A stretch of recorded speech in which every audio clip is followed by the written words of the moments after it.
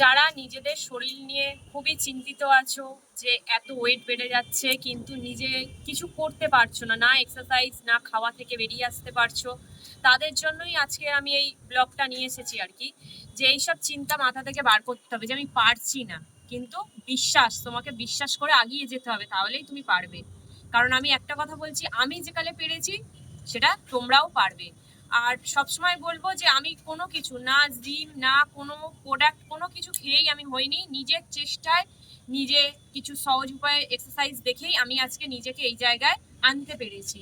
তাই সবার কাছেই আমার রিকোয়েস্ট যে তোমরাও চেষ্টা করো আর নিজের ওপরে ভরসা রাখো যে আমি এরকম হতে পারবো, মানে চেষ্টা করতেই হবে আর আগিয়ে যেতেই হবে। তো চলো আজকের ব্লগটা আমি এখান থেকেই শুরু করছি।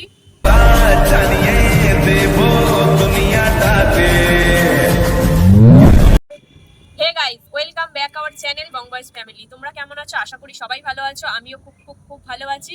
তো তোমাদের কাছে আবার ওয়েট লস জার্নির একটা ভিডিও নিয়ে চলে এসেছি।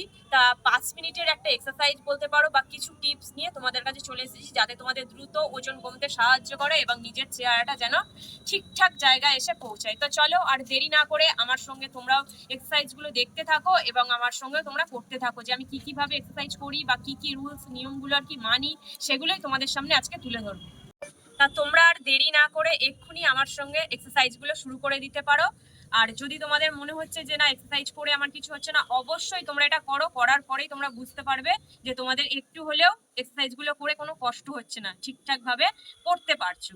তো চলো, যাদের হেভি ওয়েট তাদের তো একটু সমস্যা হবেই, আর যারা তো একটু স্লিম আছো, ধরো 60 কিলো ওয়েট আছে, তাদের একটু সমস্যা কম হবে। তারপরে 70, 80, 90, 100 যাদের আছে তাদের তো অবশ্যই খুবই কষ্ট হবে। তা আর দেরি না করে এক্সারসাইজ নাম্বার 1, ঠিক পাটাকে এরকম ভাবে করে নেবো আর এই পাটা এরকম করবো। কারোর যদি সমস্যা হয় সে পাটা একটু বাকিও নিতে পারো, স্ট্রেট রাখতে পারো। আমি ঠিক এরকম রাখবো, ঠিক মাথায় এরকম ভাবে হাতটা দেবো, দিয়ে এইভাবে ব্যায়ামটা করবো।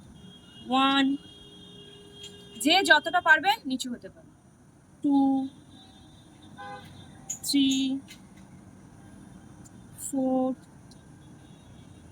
5, 6, 7, 8, 9, 10, 11, 12, 13, 14, 15।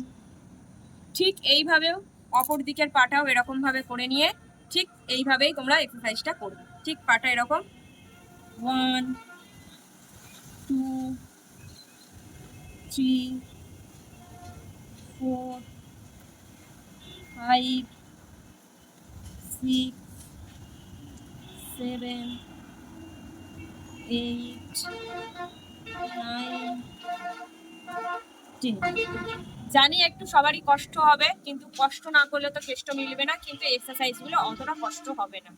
তো চলো তোমরা দেরি না করে তো বলছি এক্সারসাইজটা শুরু করে দাও। আর সবাইকেই বলবো যে এক্সারসাইজটা যাদের হেভি ওয়েট তারা অবশ্যই 20 বার করে করার চেষ্টা করবে। আর খুব তাড়াতাড়ি যেন দ্রুত, মানে আজকেই আমাকে 50টা করতে হবে এরকম কাজ করো না, কারণ শরীরের ওপর এফেক্ট করবে। একটু করে 5টা 10টা করে বাড়াবে, আর 15 সেকেন্ড করে সবাই রেস্ট করে তারপরে পরের এক্সারসাইজে যাবে। এক্সারসাইজ নাম্বার 2, পা দুটোকে এরকম বসাবে, এরকম রাখবে, হাতটা এরকম রাখবে, রেখে কাউন্ট করবে।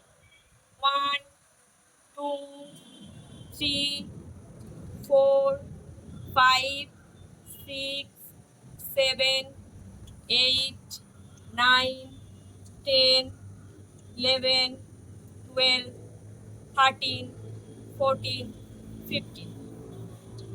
তো এটা তো ছিল আমার এক্সারসাইজ নাম্বার 2। আর সবাইকেই একটা কথা বলবো, ঘুম থেকে উঠে খালি পেটে এক্সারসাইজটা করা, আর রাতের ডিনারের শেষে 2 ঘন্টা, মানে ডিনার কমপ্লিট করা 2 ঘন্টার পর এই এক্সারসাইজগুলো করে তোমরা ঠিক, মানে এক্সারসাইজ করার আধা ঘন্টা পর শুতে গেলে কোনো অসুবিধা নেই। তো চলো আমার নেক্সট এক্সারসাইজ।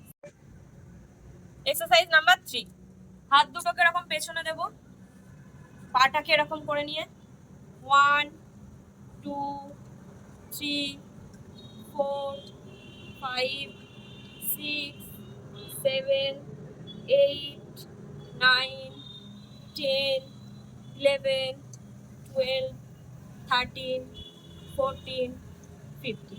যাতে যেভাবে ব্যায়ামটা করলে আর কি ঠিক এইভাবে নিয়ে এরকম পেটের সঙ্গে যেন এরকম হয়, তাহলে কি হবে, পেটের ফ্যাটটা কমতে দ্রুত তোমাদের সাহায্য করবে। তার জন্য এই কথাটা আবার বলে দিলাম। এক্সারসাইজ নাম্বার 4, পা দুটোকে ঠিক এতটা ফাঁকা, 10, 11, 12, 13, 14, 15। এক্সারসাইজ নাম্বার 5, পাটা এরকম করে নেব, হাত দুটোকে ঠিক এই এই জায়গায় নেব, কারণ এই এক্সারসাইজগুলো করে আমার কিন্তু খুবই উপকার হয়েছে, তার জন্য তোমাদের সঙ্গে শেয়ার করলাম।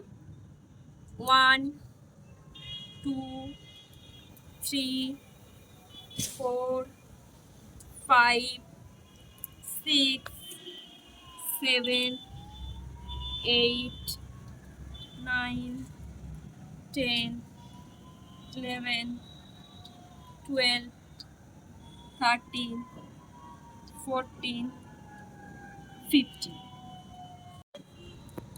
অনেকেই ভাবছো যে আমি এক্সারসাইজ করছি আমার কেন কমছে না, অনেকেই ভাবছো যে আমি শুধু ডায়েট করছি আমার কেন কমছে না। শুধু ডায়েট বা শুধু এক্সারসাইজ করলেই হবে না, ডায়েটও করতে হবে, সঙ্গে এক্সারসাইজও করতে হবে, তাহলেই তোমার শরীরের ফিটনেসটা ঠিকঠাক হবে, তুমিও দেখতে পাবে তোমার দ্রুত ওয়েটটা কমছে। আর খাবার খাবার মানে তেল ঝাল মশলা জাতীয় খাবারটা তোমাদেরকে একটু অ্যাভয়েড করতে হবে। তেলের পরিমাণটা তো একদম কম করতে হবে, কারণ তেলের কারণেই অনেক ওয়েট আমাদের বেড়ে যায়। তা তেল ঝাল মশলা খাবার অ্যাভয়েড করতে হবে, আলু মিষ্টি এগুলো তো অ্যাভয়েড করতে হবে, কোল্ড ড্রিঙ্কস আইসক্রিম ফ্রিজের জল এগুলো তো খুবই ক্ষতিকারক। তা যার কারণে সব সময় তোমাদের খিদে পেলে উষ্ণ গরম জল খাবে। আমি একটা কথা বারবার বলছি, উষ্ণ গরম জল সবাই খাবে, এর মতো উপকার কোনো জিনিস নেই।